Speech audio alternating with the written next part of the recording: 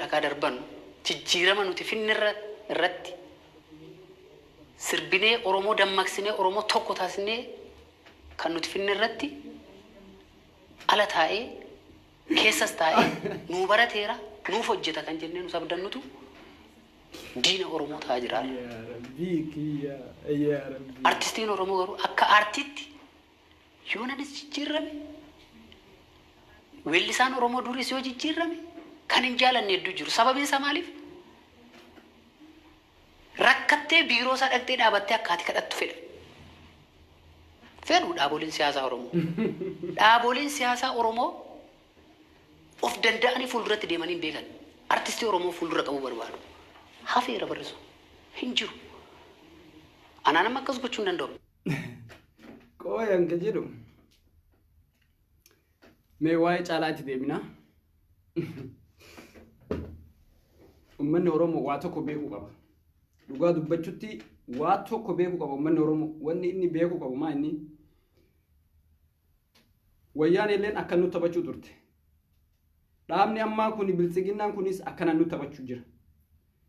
Wanti isaan godhan waa tokko. Maal godhan? Ajandaa akkanaa kana nu baasan. Yeroo hedduu waan kana uummanni keenya sirriitti beekuu qaba. Waan akkanaa bitama akkanaa kana ilmaan kondominiyeemii akkanaa kana gadi fidanii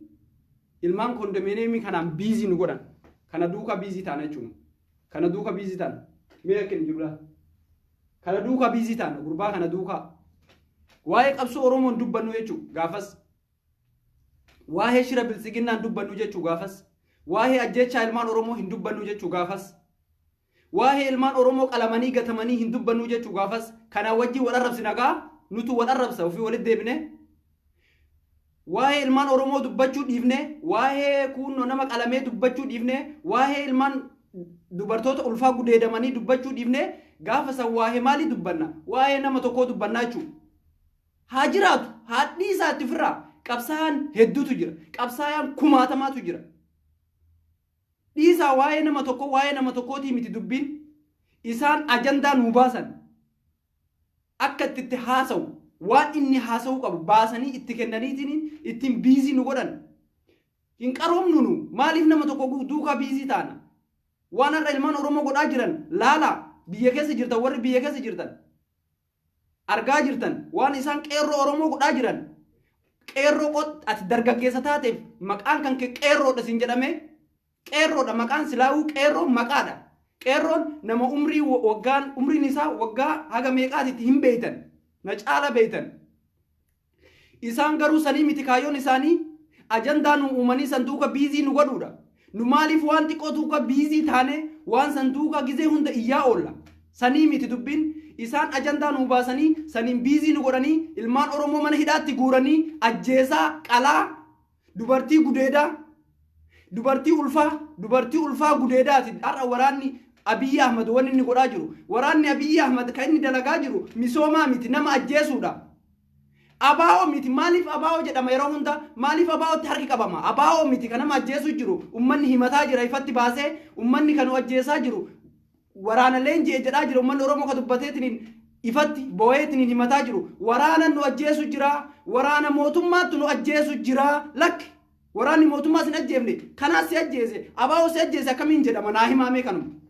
Ati waraanni mootummaa sin ajjeefne kasi ajjeesaa jiru abaa'oodha jedhaniitiin garas ummata keenya garas oofutti jiran. Kuni shira kuni ajandaa amma mootummaan amma Abiyyi Ahmad kun nuu baase kun shira kun dhaabachuu qaba ilmaan Oromoo irraa. Hay haga yoomiitti dhumanna jarana wayyaaneen nu taphachaa baate har'a kunoo akkana gowwaa mana itti bitanii kondominiyeem itti kennanii lafa Oromoo irratti mana Oromoo itti kennanii kanaan nu gowwoomsan kana duuka biizii nu godhan nu gaafsa waa'ee qabsoo Oromoo hin dubbannu jechuudha. Ajandaan keenya nama tokko charra deebi'ee jechuudha. Ilma Oromoo saniinuyyuu mucaan kun hin gowwoome malee hidhatee bosona deemee lubbuu ofii kennee rakkoo meeqa keessa dabre. Hin gowwoome hin sobama har'an namaa kun nama jijjiira. Nama jijjiira namni yoo waan takka argitee waan inni fedhu godhameef amma yookiin nama bilisoome itti fakkaata isaa inni waan barbaadu waan argateef ummanni Oromoo illee akkuma isaa kana itti fakkaata kana duuka biizii ta'uu hin qabu ummanni keenya ajandaa haaraa nu baasanii kanaan biizii nu godhanii nu walitti deebisanii nu nyaachisaa garuu ammoo shira nurratti dalagamu jiru masaraa mootummaa keessaa ajandaa nutti gabba'u jiru argaa jirtan jechuudha. Ummata Oromoo akka itti fixaa jiran ajjeesanii bosona keessatti darbaa jiran argaa hin jiru reeffa kennayyuu nu mana hidhaa jiraatti beeyna mana hidhaa hin jiru inni du'eetiin bosona jira du'ee bosona jira hin jiru mana hidhaa. Maal godha mana hidhaati an hin argine mootummaa kana hin argine wayyaanee illee arginee jirra wayyaaneen nutumaa ture hayyee arginee jirra garuu akkanaa hin agarreeni hin argine akkanaa akkamiin ilmaan Oromoo ufii isaaniitiin wal nyaachisuuf ajandaa akkanaa kana baasanii TV'n kun mataan isaa shira qaba TV'n FIB kun mataan isaa shira qaba namtichi waan kana TV kana hundeesse eenyuun akka ta'e hubadhaa na caala beektan namtichi kana qabsaa'aa fakkaatee dhufe har'a qabsaa'aan hedduudha ka ummata Oromoo gowwoomsuuf deemu qabsaa'aan hedduudha maqaa Oromooti warri daldaltan warri maqaa Oromootiin Oromoo irratti shira dalaydan artistoota Oromoo dabalatee keessaayyuu waa'ee artistoota Oromoo irraanfadhaa mee waa'ee artistoota Oromoo hin jiran kan qabsoo ummata Oromoo kanaaf adda duree ta'anii fuulduratti ummata Oromoo oofaa jiran hin jiran hedduudha maqaa dhayeetiin hin fixu garuu ammoo ka garaaf jiraatan akkasumatti jiran inni isa garaaf jiraatu irraanfadhaa qabsoon Oromoo abadan duubatti hin deebitu akka Jawaar abadan dhugaa Rabbii dubbachutti laal qabsoon Oromoo namarratti miti ka isin hundooyti ilma mucaa kanarratti miti isaa miti mucaa gowwaa kanaa miti Jawaar Muhammad osoo inni Oromootti deebi'e osoo Oromootti garagale ummanni Oromoo dantaa isaa hin qabu ummanni Oromoo qabsoo isaa akka itti qabsaa'u hin beeka garam akka oofu beeka maaliif akka qabsaa'u beeka jechuudha. Kanaan nu gowwoomsuu hin danda'an akkanaa kana faara akkanaa kana fidaniitiin isaa wajjin biizii nu godhu hin danda'an never kanan beeka ummanni Oromoo qabsoo isaatti akkanaa shira akkanaa kanaa miti ka kanaa olillee dalagamee beeka argaa turre jechuudha. Ajandaa kanan godhatina ajandaa mucaa kana dhiisaa ofirraa forget about this guy. Inni jiruu fi haa jiraatu haa nyaatu makiinaa gaarii haa bitan itti haa godhan waan inni barbaadu har'a bilisiginnaan feesbuuka kanarratti goota keenya jettee faarsaa jirti har'a kaleessa mootuyyuu inni ammoo angoota abaa'ooti jedhee bosona deemee achi uftuulaa ture har'a kun laal namni akkana nama hin amaninaa jarana nama hin amaninaa abbaa fedhe maan taane hin amaninaa hiriyyaan keessan har'a maal isin godhaa jira hiriyyaan keessan kaleessa waliin nyaattan har'a maal isin godhaa jira. Kanaafuyyuu nama qabsoo keessatti siyaasni kun argitanii akka wantiiti laal hin jijjiirama. Namni har'a bakka gaarii dhaabatu buru bakka biraa dhaabata. Osoo har'a Jawaar ummata Oromootti gad deebi'e wallaahi qabsoon Oromootuun uf duuba hin deebitu bakka yaadde san ima geetti jarana ima geetti. Silaawuu namni akka Jawaar ummata Oromoo kanaaf qabsaayaa jiru jira. Namni akka nama kanaatitti tarsiimoo baasee ummata Oromoo kana oofaa jiru hin jiru. Garuu yartuu akkanaa tana yartuu waan dubbattuu fi haasawni isaatu iyyuu hin bareedu waan biraa dhiisite haasawni isaatu hin tolu haasaa iyyuu hin beeku akka itti dubbatu hin beeku namni yoo waan tokko dubbatu fakkeessuu qaba at least fakkeessee dubbachuu qaba waan san akka waan dhugaa fakkeessee irraa beeksisa kijibni isaa irraa beeksisa akka ergan irraa beeksisa akka inni shira qabu dhiisa waa'ee mucaa kanaatii miti waa'ee mucaa kanaan duubaan ajandaan jiru maa innidha. Akka mo'aman akka galan akka ari'aman arganii jiran bilisiginnaan akka galan arganii jiran akka ummanni Oromoo itti garagale arganii jiran akka ummanni Oromoo kana booda isaaniif hin jilbiifane arganii jiran ummanni Oromoo nutti garagalee jira jedhaniitiin akkana gowwaa akkana kana fidaniitiin ittiin biizii nu godhan jechuudha kanaan biizii nu godhan faara akkana kanaan biizii nu godhan kana kondemneemii kilaasii takka itti kennaniitiin achi booda bakka waa'ee Oromoo yaadatu inni qaba. Waan nyaatee dhugu argate waan bakka isa biizii godhu argatee jira jechuudha bakka inni kana ofirraa bakka raahaadha kana booda Oromoo waan bilisoome itti fakkaata jechuudha. Ajandaan kana duubaan jiru maa inni ajandaan mucaa kana duubaan jiru maa inni ilaala nama tokkocha kanaa miti ajandaan jiru waa'ee mucaa kanaa qofaa miti waa hedduutu duubaan jiraa jechuudha waa hedduutu mul'ataa jiraa jechuudha har'a yoo argaa jiraattan OMN irratti duula baname aktiivistoota Amaaraatiin akkanaan Amaara ajiifachuu jirra Amaarallee ajiifachuu hin qabnu yoo argu warra nu kaleessa aangoo itti kenninetu har'a nu nyaataa jira warra aangoo irra jirutu maqaa Oromootiin ilma Oromootu iyyuu biyya bulchaa jira jennee biizii taane ilma Oromootu biyya bulchaa jira jennee callifne garuu ammoo ilmi oromoo sun ilmi maqaan oromootiin achi dhaqe sun diqaalaan maal dalagaa jira har'a wanni inni dalagaa jiru ummata oromoo katti dhabamsiisu ummata oromoo akkatti ukaamsu ummata oromoo akkatti ajjeesan ajandaa baaseetiniin ittiin nun deemaa jira tarsiimoon inni nuu baase akkatti oromoo bilisoomsanii miti tarsiimoon inni nuu baase akkatti oromoo itti mataa ol qabachiisu miti tarsiimoon inni nuu baasu akkamitti oromoo tana amaaromsa akkamiinin oromoo tana ukaamsa akkamiinin oromoo tana jaamsaadha never kun hin ta'u kuni osoo danda'ame osoo tahe yoomtaa isinitti fakkaata gaafa silaa kunno dargii gaafa jedhan san gaafa nuti hin dhalatin gaafa Haile Sillaasee gaafa afaan amaaraa dubbachuu malee afaan oromoo dubbachuu yakkaa gaafa san ture oromoo tana ukkaamsuun silaa kan danda'amu taate gaafa san danda'ama ture at least eegaachira dabre akkuma dhufeen osoo Mallas Zeenaawii akkuma dhufee aangoo qabateen osoo akkasumatti waa'ee amaaraa san kan itti fufsiisu taate at least yeroo san irra wayyaa ture har'a eega oromoon dammaqee eenyummaa ofii beekee afaan oromootiin argitee dubbatee waan isaa tolu beekee ummanni oromoo kumaatamaan baratee ajandaa ofii akkatti oofatu beeka'e har'a kun gowwaan akkanaa kun aangoo qabatee dhiiga ilmaan oromootiin aangoo irratti bahee gaddeebi'ee ummata keenyaaf ajandaa akkatti itti gabroomsu akkatti itti hidhu akkatti itti ukaamsu nurratti baasaa jiraadha. Kanaafu ummanni oromoo dammaquu qaba. Kana duuka namni tokkochi biizii isin godhin nam tokkochi nun sobin nam tokkochaan kana hunda kana gurbaa kana duuka deemnee har'a guyyaa guutuu yoo isa arrabsaa oolle isaan kana barbaadan Abiy Ahmad ajandaan inni lafa nuu kaa'e waa'ee gurbaa kanaati nu kana duuka biizii taana nuti faara akkana gowwaa akkana kana duuka biizii taana waa'ee qabsoo oromoon dubbannu jechuudha maaltu tahaa jiraan dubbannu jechuudha ajandaa isaan hayyoonni amaaraa ka jedhan isaan OMN irratti waan argitanii akkatti oromoo tana dhabamsiisan akkatti argitanii OMN dhabamsiisan akkatti Jawaarin itti ajjeesan isaan ajandaa nuu baasaa jiran dhageeffadhu sitti himaa Abiy Ahmad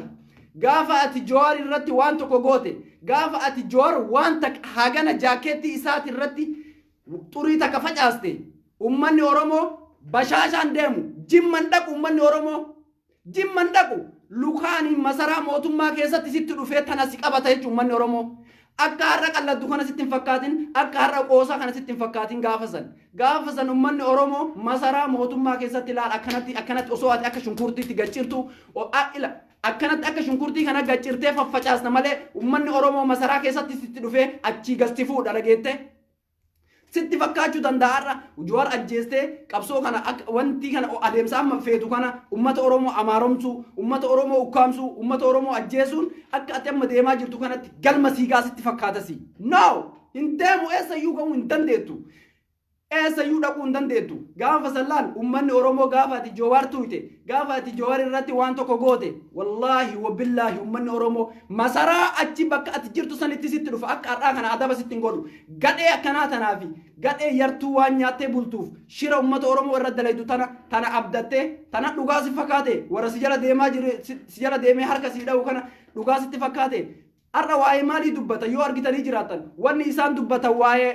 gaafa argitanii Jawaar Muhammad ajjeesuudhaaf manatti itti dhaqan ummanni oromoo baheetiniin Jawaar ajjeesuun hin danda'amu Jawaariin hin ajjeeftan nutu dhumata jedhee gaafa ummanni oromoo hiriira bahee achitti balbala isaa duratti dhaqee nu ajjeesaa malee Jawaar hin ajjeeftan jedhe ummata oromoo gaafsa mootummaan rasaasan ajjeese ummata oromoo gaafsa rasaasan mootummaan fitte har'a ammoo deebisanii maal godhaa jiran gara Jawaaritti oofaa jiran Jawaartu ummata kana ajjeese jedhaa jiran Jawaarii miti kan ummata kana ajjeese situ ajjeese Abiy Ahmad situ ajjeese ummata oromoo situ fixe eenyuuni waraana kam qaba Jawaar Muhammad gaafsan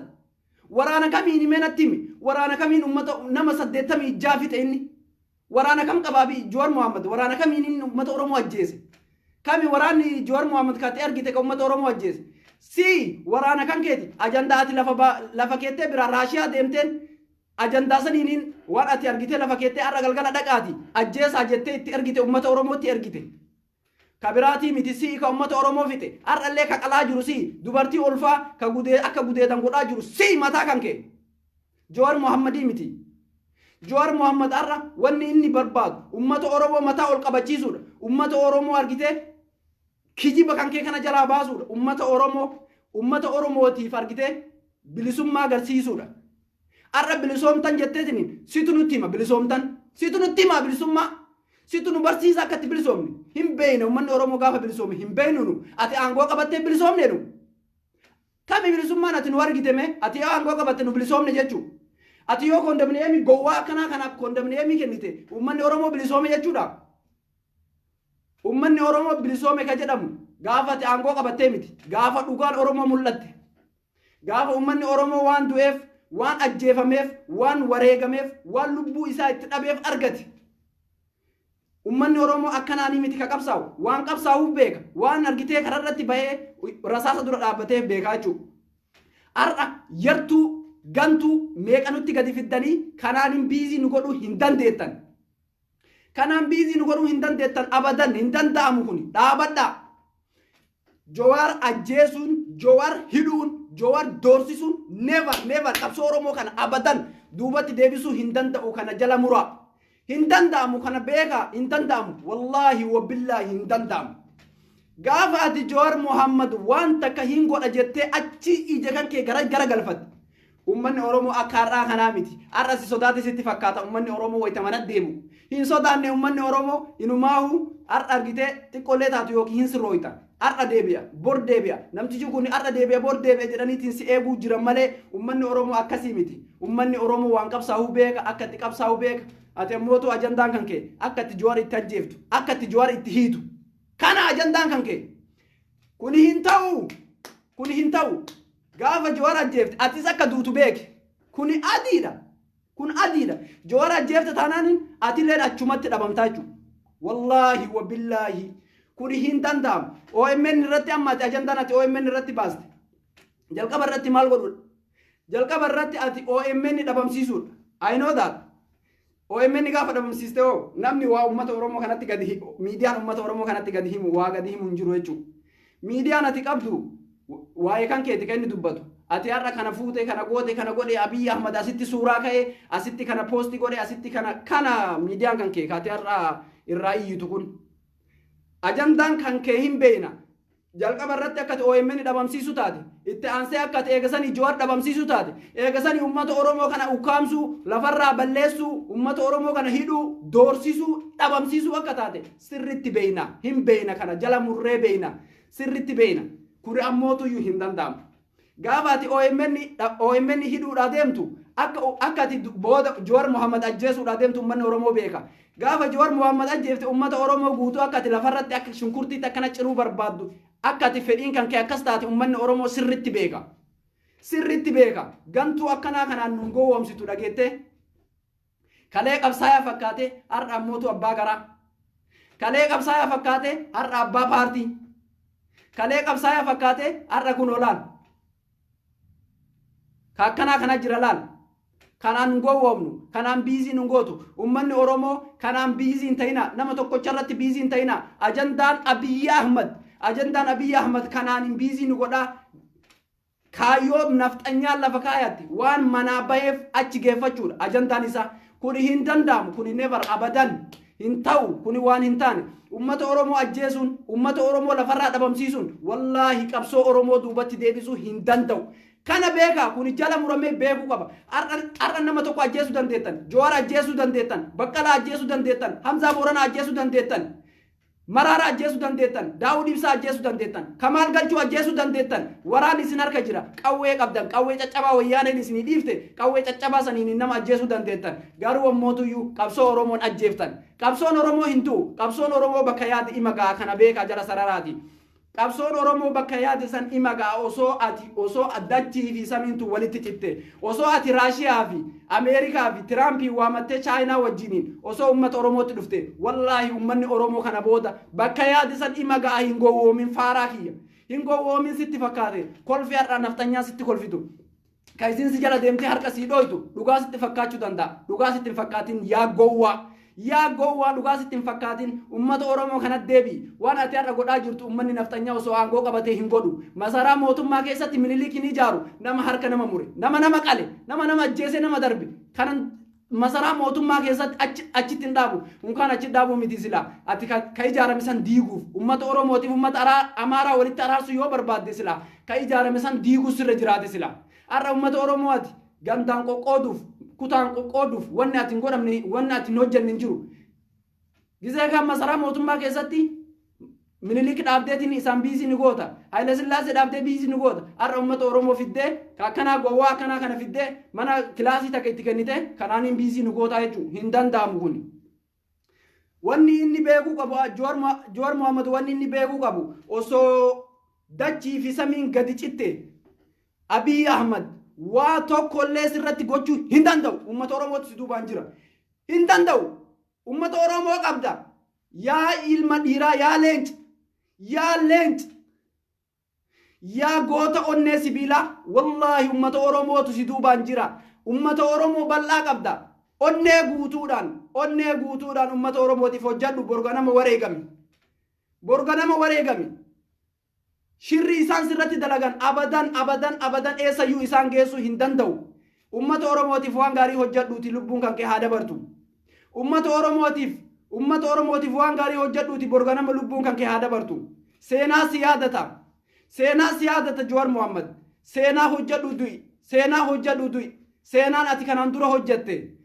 uummata Oromootiif wanni ati hojjatte wanni ati uummata Oromootiif goote umrii kan kee guutuu kaati uummata Oromootiif argite hirriba dhabde wallaahi wabillaahi uummanni Oromoo ittiin si yaadata waan ati uummata Oromootiif goote gaafa ati duutellee nuti dhaloonni itti aanu yoo lubbuudhaan jiraanne nus kaayyoo kan keessan abadan ima galmaan geenna inshallah yoo rabbi jedhe bakka ati yaadde san ima geenna gowwaan akkanaa baay'eetu jira hedduutu jira kaardhaa Oromoo maqaa Oromoo baafatee maqaa Oromootiin uummata Oromoo ficcisiisaa jiru ka dubartii Oromoo gudeedaa jiru waraanni Oromoo sun amma waraanni amma Abiy Ahmed waraana Oromoo jedhee uummata Oromootti bobbaase kun tokkoon isaallee waraana Oromooti miti kaara nama ajjeesu jiru kun waraana Oromooti miti yaa Oromoo hin sobamin yaa Oromoo hin gowwoomin nama sadi ka Oromoo nama sadi ka Amaaraa yoo keessa jiraate tokko Oromoodha namni shan Amaara yoo ta'e waraana san keessa tokko Oromoodha yoo ati afaan Oromoo dubbatte tokkocha santu afaan Oromoo si dubbata ati waraana kana hundayyuu gaaf sammaa seeta Oromoo seeta kanaafuu yaa Oromootiyya gowwaa akkanaa kana laaltanii qabsoon Oromoo waan kufte qabsoon Oromoo waan duute qabsoon Oromoo waan baddu isinitti hin fakkaatin gowwaan akkanaa garaaf jiraatu hedduudha nuti garaafii miti ka jiraannu ummanni Oromoo kaayyoo qabna ummanni Oromoo nyaatee tumaan hin dhabamuufi miti nyaatee lafarraa hin dhabamu ummanni Oromoo waan dhalatee beeka ummanni Oromoo na ummata kaayyoo qabu ummata argitee yartuu akka argitee bilisiginnaa tanaa miti bilisiginnaan xiqqaala bilisiginnaan maaliyaati maal nama sodaachistan isin xiqqaala jechi xiqqaalaa jedhu kanaan osoo dhiinni Oromoo qulqulluun isa keessa jiraate dhiiga isaa keessa osoo Oromummaan jiraatte har'a Abiy Ahmed ummata Oromoo irratti shira akkanaan dalagu ajjeechaan inni ummata Oromoo irratti raawwataa jiru guyyarraa guyyeetti dabalaa deemaa jira hidhaan manni hidhaa akka jiru ijoollee Oromooti har'a kun inni irraa dhaabbachuu qaba ummanni Oromoo maal koronaa miti yoo barbaade dhukkubni biraallee irratti dabalamee haa dhufu koronaa Abiy Ahmed ga'e hin jiru koronaan Abiy daddabarsaa jiru koronaan Abiy faffacaasaa jiru koronaa hamaadha isatu nurraa ka'uu qaba jalqaba irratti isatu nurraa deemuu qaba jalqaba irratti Abiy Ahmed yeroo waa'ee Abiy Ahmed dubban namni gariin ka gandummaa fakkeessitanii jirtan gandummaa miti waa'een Abiy Ahmed namtichi naftanyaat namtichi kun yoo gandummaaf taate sirriin an gandummaa qaba injaaladhu naftanyaa hin fedhu maaliif abbaan isaanii abbaa kiyya ajjees abbaan isaanii akaakayyuu kiyya ajjees abbaan isaanii abaabayyuu kiyya ajjees akkamiin isaan wajjin hin jiraadhu hin fedhu ajjeechaan isaan har'alee nurratti raawwachuu jiran itti fufee jira jechuudha kawayta wayyaanee caalaa har'a itti jabaate laal kawayta wayyaanee caalaa har'a nu ajjeesu jiran laal eenyuun of dura kaanii Oromoo of dura kaanii Oromoo of dura dhaabanii maqaa Oromootiin nu gowwoomsaa nu namni Oromoo maqaa Oromootiin achi taa'u miti kan nu barbaannu ummanni Oromoo waan barbaadu argachuudha ummanni Oromoo bakka fedhii isaa ga'uudha ummanni Oromoo kaayyoo qabsaa'ee san argachuudha kanaan alatti calluma jenneetii miti nu kaqaabsooyu kanaafuu yaa Oromootiyya ka akkanaa kana laaltanii hin gowwoomina Abiy Ahmed osoo laal dhageeffadhu Abiy Ahmed hin buuta hin deemta hin galta eessatti Bashaasha miti kijiba bashaasha irraa maal qabda haati tante ulfaan dhufte. Ulfaan sitti ulfeessee namtichi dirqiin godhe sitti ulfeessee si erge. Eessatti si erge si ari'ee ofirraa dhayixeetiniin ulfa qabattee haati tante ulfa garatti baattee namticha amma jimmatti ati ajjeefte san maqaan isaa Ahmad Ali. Ahmad Ali dhayixee haati tante ulfi kun keeti jetteen. Ulfa ji'a tokko ji'a lamaatiin dhufte ulfa ji'a tokkoof ji'a lamaatiin dhufteetiniin achitti ilmi kun keetii jetteetti ulfooyte kijiba ulfooyte ati eessa dhiini kan kee kuunnoo Gondar Gojjam barbaadadhu sanyii kan kee garee dhaqiiti. Kanaafuyyuu yaa ilmaan Oromoo yoo an dhugaa isinitti himu Abiy Ahmed gaafa Jowaar Mohammad irraa tiisisa takka kaase ummanni Oromoo bashaashan deemu ummanni Oromoo jimman dhaqu ummanni Oromoo eessa dhaqa ummanni Oromoo kun masaraa mootummaa dhaqee tana qaba maasalaama gaafa san ibidde ka qabatu gaafa san Itoophiyaan inni jedhullee ka diigamtu gaafa san biyya kana dhukkee kan inni itti kaasee jechuudha. Kanuma isin jechuu barbaada kana caalaa asimarratti gabaabsa kana caalaa hin deemu. Ummanni Oromoo tasgabbaa jazbaa kana duukan deemina qabsoo keenya karaa sirrii irra oofaa qabsaa'ota Oromoo ummanni Oromoo isin duubaan jira galatooma jiraadha amma booda qabsoon Oromoo wanti uf duuba deebitu hin jiru.